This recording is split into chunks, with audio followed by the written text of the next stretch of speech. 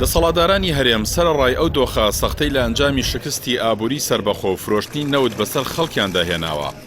هاوکات نزیکەی ساڵێکە پلانێکی پڕ لە گاڵتەجاڕی بەسەر موچەخۆران و فەرمانبەراندا جێبەجێ دەکەن کە دابەشکردنی 2 مانگ جارێکی موچەیە.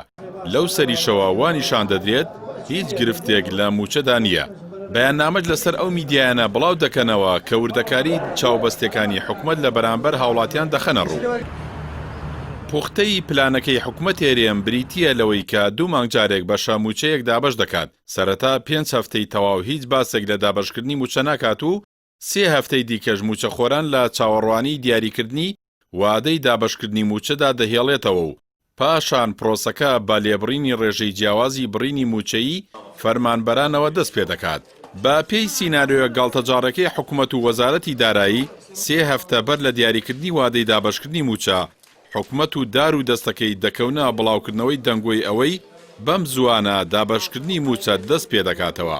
بەڵام هەموو جارێک 3 هەفتە لە دوای بڵاوکردنەوەی دەنگۆکان دەست بە دابەشکردنی موچە دەکرێت.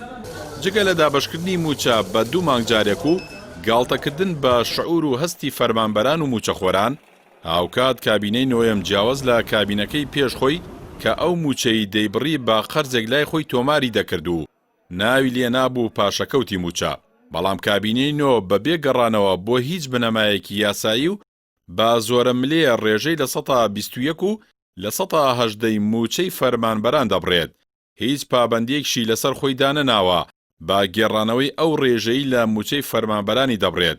سەرباری ئەوەش کابینەی نۆ لە زاری وتەبێژەکەیەوە گلەیی دەکات و دەڵێت پێمان ناخۆشە کەمکردنەوەی موچەی فەرمانبەران بە لێبڕینی موچە ناو دەهێنرێت.